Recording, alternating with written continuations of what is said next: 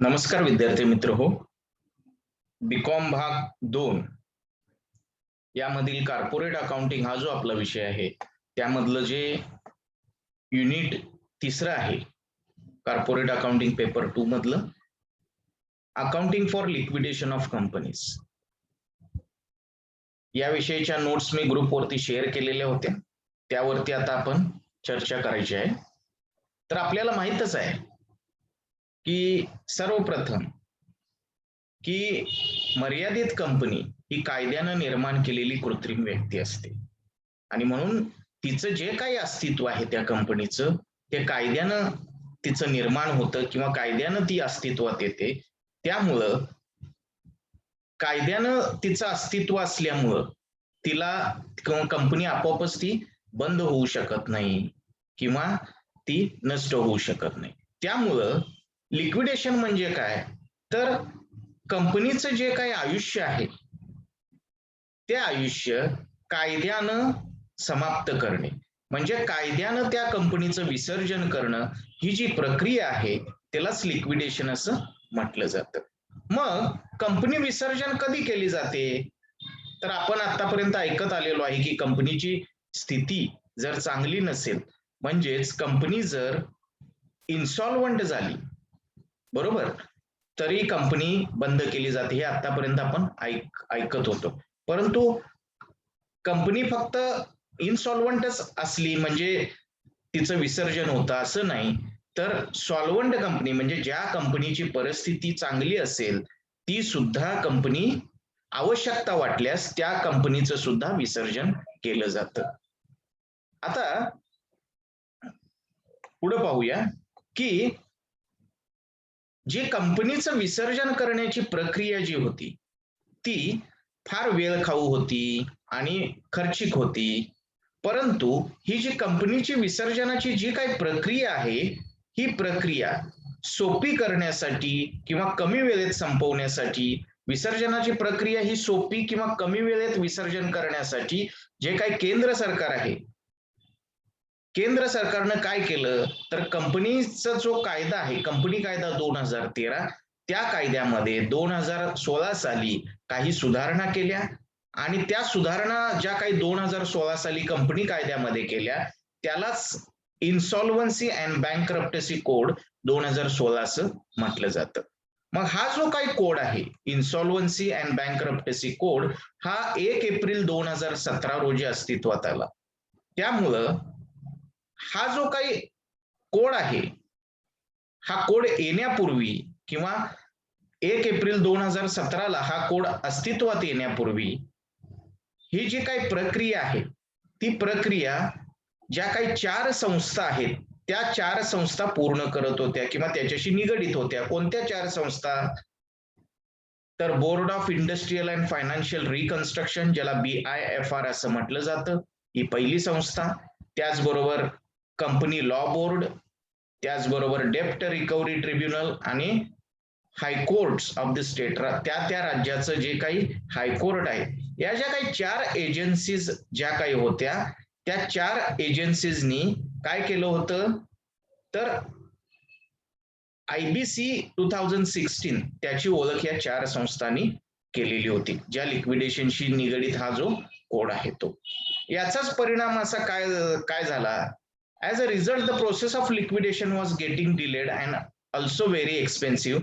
म्हणजे जी लिक्विडेशनची प्रक्रिया अगोदर वेळखाऊ किंवा खर्चिक होती किंवा तिला वेळ लागत होता, परंतु हा IBC कोड आल्यामुळं किंवा IBCचं नवीन फ्रेमवर्क आल्यामुळं ही जी लिक्विडेशनची प्रक्रिया आहे किंवा विसर्जनाची प्रक्रिया आहे ती एका विशिष्ट टाइम लिमिट मध्ये पूर्ण करता येऊ लागली. म्हणजेच काय की जी काय ही कंपनीचं विसर्जन करण्याची प्रोसेस आहे हे IBC कोड आल्यामुळं इन्सॉल्व्हन्सी अँड बँकरप्टसी कोड आल्यामुळं या फ्रेमवर्क मध्येच ती प्रक्रिया ही 330 दिवसामध्ये संपली पाहिजे किंवा विसर्जनाची प्रक्रिया 330 दिवसामध्ये पूर्ण केली जाते.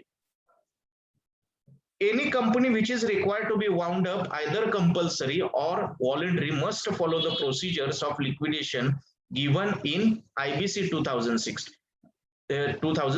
म्हणजेच काय की कोणत्याही कंपनीला सक्तीचं विसर्जन करायचं असेल किंवा ऐच्छिक विसर्जन करायचं असेल तर त्या कंपनीला इन्सॉल्व्हन्सी अँड बँकरप्टसी कोड 2016 यामधील जी काही प्रक्रिया आहे त्या प्रक्रियेला फॉलो करावं लागतं. म्हणजे अशा प्रकारे IBC कोड हा आपल्या नवीन आलेला आहे सिलेबसमध्ये.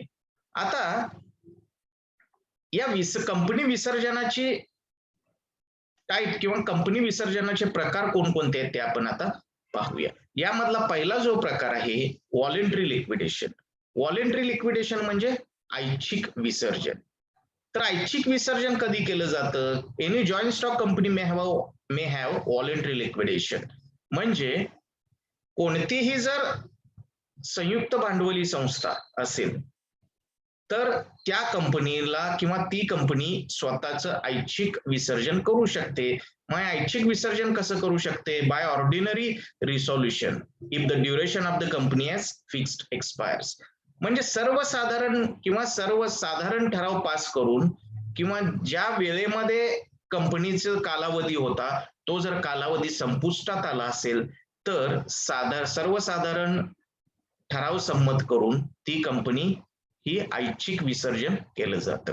त्याचप्रमाणे विशेष जे काही ठराव आहे विशेष ठराव पास किंवा संमत करून सुद्धा कंपनी कोणत्याही वेळेला विसर्जित केली जाते. म्हणजे व्हॉलेंटरी लिक्विडेशन मध्ये ऐच्छिक विसर्जनाच्या मध्ये दोन प्रकारचे ठराव, एक सर्वसाधारण ठराव करून कंपनीचं विसर्जन केलं जातं किंवा विशेष किंवा स्पेशल ठराव संमत करून सुद्धा कंपनीचं विसर्जन केलं जातं. आता या कंपनीचं विसर्जन करण्यासाठी जे काही लिक्विडेटर किंवा प्रशासकाची नेमणूक जी काही केली जाते ते आपण आता पाहूया. In case the company is solvent its members may resolve to wind it up and may appoint a liquidator and fix its remuneration. म्हणजे कंपनी जर सॉल्व्हंट असेल, सॉल्व्हंट म्हणजे काय? त्या कंपनीची आर्थिक परिस्थिती जर चांगली असेल, तिचे असेट्स जर लायबिलिटीज पेक्षा जास्त असतील किंवा फायनान्शियल सिच्युएशन चांगली असेल, अशी ही जी काही सॉल्व्हंट कंपनीची स्थिती असेल तर त्या कंपनीतले जे काही सदस्य आहेत ते काय करू शकतात की कंपनीचं ऐच्छिक विसर्जन करा असा ठराव मांडू शकतात किंवा त्यांनी जर कंपनीचं विसर्जन करायचं ठरवल्यानंतर तेच त्या कंपनीची लिक्विडेटर किंवा प्रशासक जो असतो तो प्रशासकाची नेमणूक ते करू शकतात आणि त्या प्रशासकाला लिक्विडेशनचं काम करण्यासाठी जो काही मोबदला आहे, रेम्युनरेशन आहे किंवा त्याच्या त्याची कार्य कोणती, त्याचबरोबर त्याला कोणकोणत्या पॉवर्स द्यायच्या हे सर्वसाधारण मीटिंग मध्ये ते ठरवू शकतात.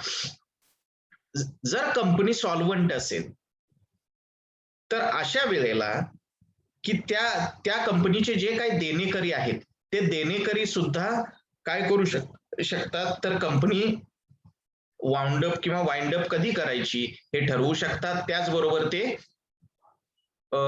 त्या कंपनीचा लिक्विडेटर कोण किंवा प्रशासकाची नेमणूक करू शकतात हे कधी सर्वसाधारण बैठकीमध्ये. म्हणजे थोडक्यात दोन मुद्दे मी सांगितले की कंपनीचं जर ऐच्छिक विसर्जन करायचं असेल, जर कंपनीची स्थिती चांगली असेल तर दोघ जण त्या कंपनीचं लिक्विडेटरची नेमणूक करू शकतात. कोण कोण? तर त्या कंपनीचे मेंबर्स आणि दुसरे कंपनीचे क्रेडिटर. हे दोघ जण सुद्धा लिक्विडेटरची नेमणूक करू शकतात आणि जे वार्षिक सर्वसाधारण सभा असते त्या सभेमध्ये ते काय करू शकतात तर त्या लिक्विडेटरचं रेम्युनरेशन किती, त्याची कार्य काय, त्याचबरोबर त्याचे अधिकार काय आहेत हे सर्व ते जनरल मीटिंग मध्ये ठरवू शकतात. लिक्विडेटरची नेमणूक केल्यानंतर लिक्विडेटर काय करतो तर तो कंपनीची सर्व जबाबदारी आपल्या हातामध्ये घेतो, जी अगोदर ती जबाबदारी ही त्या संचालकांकडे असते.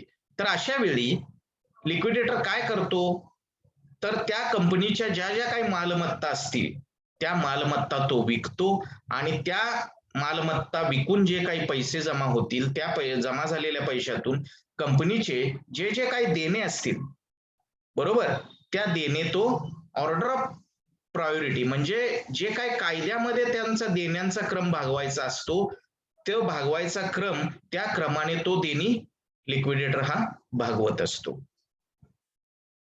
जर when the affairs of the company are fully bound up, he prepares a statement called a liquidator's final statement of account and places it before the final meeting of members as well as creditors as the case may be.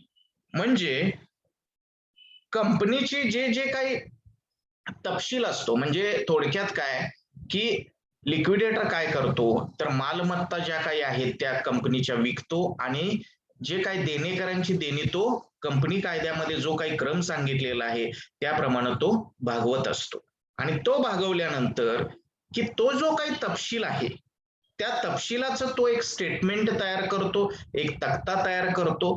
तो तक्ता म्हणजेच liquidators final statement of account ज्याला म्हटलं जातं. आणि तो तक्ता हा कंपनीच्या सदस्यांच्या किंवा क्रेडिटर्सच्या मीटिंग मध्ये तो तक्ता त्यांच्या पुढे ठेवला जातो.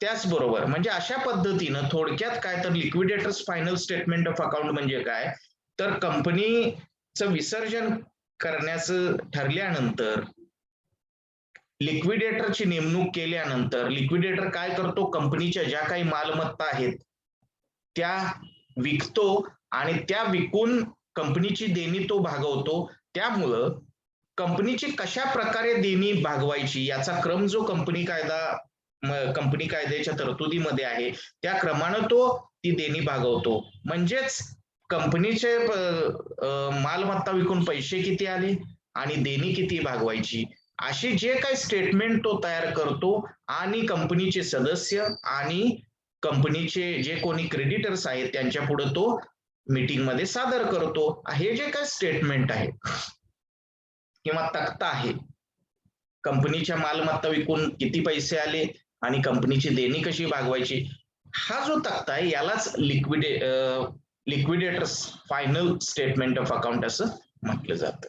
आता याच्या पुढचा भाग म्हणजे liquidation under supervision of court म्हणजे व्हॉलेंटरी लिक्विडेशन मधला दुसरा जो भाग आहे तो म्हणजे liquidation under supervision of court म्हणजे न्यायालयाचं जे परीक्षणाखाली कंपनीचं विसर्जन केलं जातं. म्हणजे काही वेळेला की ऐच्छिक विसर्जन जे आहे हे कोर्टाच्या न्यायालयाच्या परीक्षणाच्या अंतर्गत सुद्धा कंपनीचं विसर्जन केलं जातं. कारण का जे काही कंपनीशी संबंधित क्रेडिटर्स असतील देणेकरी असतील किंवा कंपनीचे सदस्य असतील किंवा कंपनीला योगदान देणारे जी काही सदस्य असतील त्यांचं जे काही इंटरेस्ट आहे किंवा त्यांचं जे काही हक्क त्यांचे जे काही फायदे आहेत यांचं संरक्षण करण्यासाठी न्यायालयाच्या परीक्षणाखाली कंपनीचं विसर्जन केलं जातं. त्याला म्हणायचं liquidation under supervision of court. आता व्हॉलेंटरी लिक्विडेशन झाल्यानंतर दुसरा जो त्यामधला लिक्विडेशन मधला प्रकार आहे तो म्हणजे कंपल्सरी लिक्विडेशन. आता कंपल्सरी लिक्विडेशन म्हणजे काय सक्तीचं विसर्जन.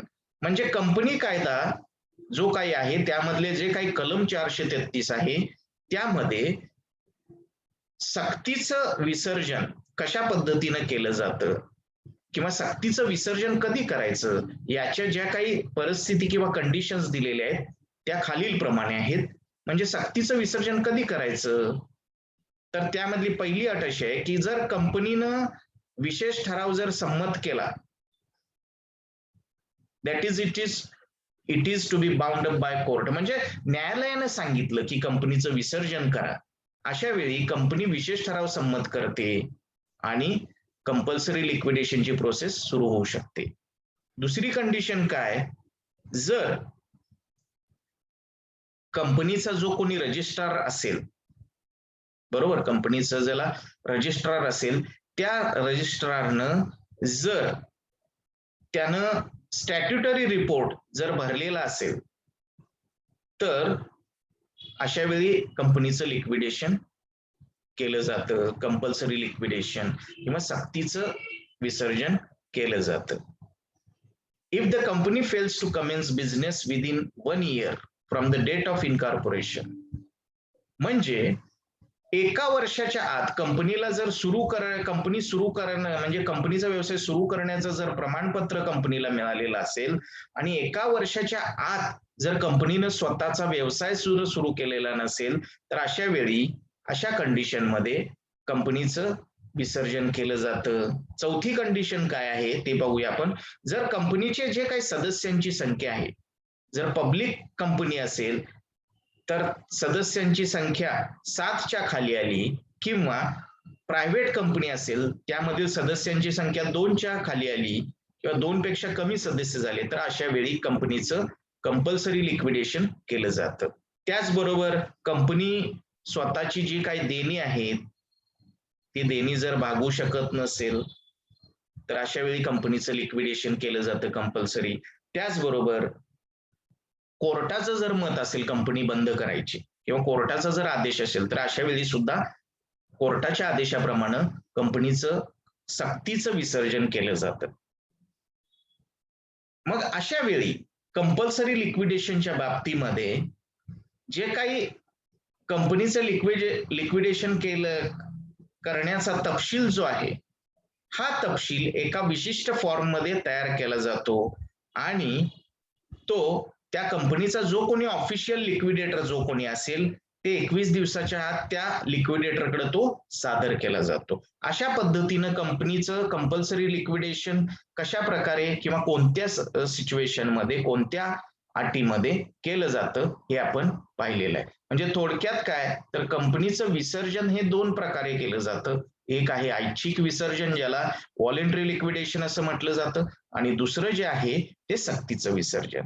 आता याच्या पुढचा भाग म्हणजे की liquidators final statement of account ज्याला मगाशी आपण ज्याच्यावर चर्चा केली की कंपनीचा प्रशासक किंवा लिक्विडेटर जो आहे तो कंपनीच्या मालमत्ता विकतो आणि कंपनीची जी काही देणी आहे ती कायद्यामध्ये सांगितलेल्या क्रमाने तो भागवत असतो. मग तो जे काही तपशील तयार करतो त्याचं स्टेटमेंट जे काही तयार करतो त्याला liquidators final statement of account असं म्हटलं जातं.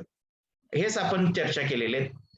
After the decision on liquidation of companies made, the liquidator is appointed and company affairs are taken out from the hands of the directors and placed in the hands of liquidator.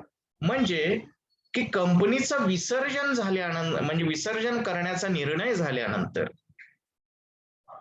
आणि तो निर्णय झाल्यानंतर कंपनीचे लिक्विडेटरची नेमणूक केली जाते प्रशासकाची आणि कंपनीचे जे जे काही तपशील आहेत अफेअर्स कंपनीचे जे जे काही सर्व तपशील आहे तो तपशील हा संचालकांच्या जो काही हातात असतो तो संचालकांकडून काढून घेऊन तो लिक्विडेटरकडे सादर केला जातो. त्यामुळं लिक्विडेटर काय करतो तर मालमत्ता विकतो. त्या मालमत्त्यापासून किंवा मालमत्ताच नाही तर जे जे काही थकबाकी असेल कंपनीची ती थकबाकी येणे असलेली थकबाकी तो वसूल करतो. त्याचबरोबर अनकॉल्ड जे काही कॉल्स असतील आपण शेअर कॅपिटल मध्ये बघितलेलंच आहे ते सुद्धा तो काय करतो मिळवतो किंवा गोळा करतो आणि कंपनीचे जे जे काही देणी आहेत जे काही कंपनी कायद्यामध्ये कशा पद्धतीनं ती देणी भागवायची याचा जो क्रम दिलेला आहे त्या क्रमानं तो ती देणी भागवतो आणि ती देणी भागवत असताना सगळ्यात शेवटी जर काही देणी भागवून अमाउंट उरली तर ती कंपनीच्या भागधारकांना तो देत असतो. म्हणजे अशा पद्धतीचं लिक्विडेटर जे काही काम करतो त्यामुळं हे काम करत असताना सर्व व्यवहारांचं तो एक अकाउंट बनवतो. म्हणजे थोडक्यात कॅश अकाउंट ज्याला रिसीट आणि पेमेंट साइड असतात असं जे काही तो अकाउंट तयार करतो आणि कंपनीचे विसर्जन झाल्यानंतर जो काही कंपनीचा येणे असलेली रक्कम किंवा गोळा केलेली रक्कम तो कशा पद्धतीनं देणी भागवतो याचंच एक स्टेटमेंट तयार केलं जातं. त्या स्टेटमेंटलाच liquidators final statement of account असं म्हटलं जातं. आता याचा फॉर्मॅट आपण पाहूया. रिसीट साइडला बघा तुम्हाला सगळ्या पैसे कसे रिसीट साइडला पैसे कसे किंवा पैसे कसे येतील किंवा पैसे कसे कंपनीचे रेव्हेन्यू आहे तो दिसेल तुम्हाला रिसीट साइडला. म्हणजे कॅश त्याचबरोबर मालमत्ता विकून, त्याचबरोबर सरप्लस जर असेल तर फुल्ली सेक्युर्ड वरचा, त्याचबरोबर कॉल्स इन एरियर्स जे काही वसूल झालेले आहेत, त्याचबरोबर पार्टली पेड शेअरवरचे कॉल जे येणे असलेले आहेत, अशा पद्धतीचे सर्व रिसिट्स हे रिसिट साईडला दिसतील तुम्हाला. आणि पेमेंट कोणत्या क्रमाने करायचा आहे ते सुद्धा बघा. पेमेंटचा क्रम पण कायद्यानं दिलेला आहे. लिगल एक्सपेन्सेस पहिल्यांदा भागवावे लागतात, त्याचबरोबर लिक्विडेटरचं रेम्युनरेशन, लिक्विडेशन एक्सपेन्सेस, त्यानंतर प्रेफरन्शियल क्रेडिटर्स, त्यानंतर debenture holders without floating charges जर असतील तर डिबेंचर होल्डर भागवायचे आहेत. त्यामध्ये व्याज ऍड करावं लागतं, जे काही डिबेंचर वरचं व्याज आहे, त्याचबरोबर ते देणं भागवल्यानंतर अनसेक्युर्ड क्रेडिटर्स, त्यानंतर प्रेफरन्स शेअर होल्डर्सचं जे काही देणं आहे, त्यामध्ये जे काही त्यांचं भांडवल आहे, त्याचबरोबर थकबाकी जे असेल लाभांशाचे ती देखील भागवली जाते. आणि सरते शेवटी यातून जर काही पैसे उरले तर शेवटी इक्विटी शेअर होल्डर्सना भागवले जातात. अशा पद्धतीनं हे देणं, अशा पद्धतीनं लिक्विडेटर हा भागवत असतो. अशा प्रकारे हे जे काही मुद्दे आहेत, या मुद्द्यांचं स्पष्टीकरण liquidators final statement of account जे काय आहे, ऑर्डर ऑफ पेमेंट जे दिलेले आहे ते खालील प्रमाणे. त्यामध्ये पेमेंटचा पहिला जो मुद्दा आहे सेक्युर्ड क्रेडिटर्स, त्या सेक्युर्ड क्रेडिटर्स मध्ये सुद्धा पुन्हा फुल्ली सेक्युर्ड क्रेडिटर्स आणि पार्टली सेक्युर्ड क्रेडिटर्स अशा पद्धतीनं ती विभागणी होऊ शकते. तर मला वाटतं हा भाग आपण पुढच्या भागामध्ये, पुढच्या लेक्चरला आपण पाहणार आहोत. तर मला वाटतं आतापर्यंत मी लिक्विडेशनच्या संबंधाने जी काही चर्चा केली, हा भाग तुम्हाला समजलेला असेलच. जर आपल्याला काही शंका असेल तर ती तुम्ही मला फोन करून किंवा मेसेज करून विचारू शकता. याच्या पुढचा भाग जो आहे ऑर्डर ऑफ पेमेंटचा, तो पुढील तासाला आपण पाहू.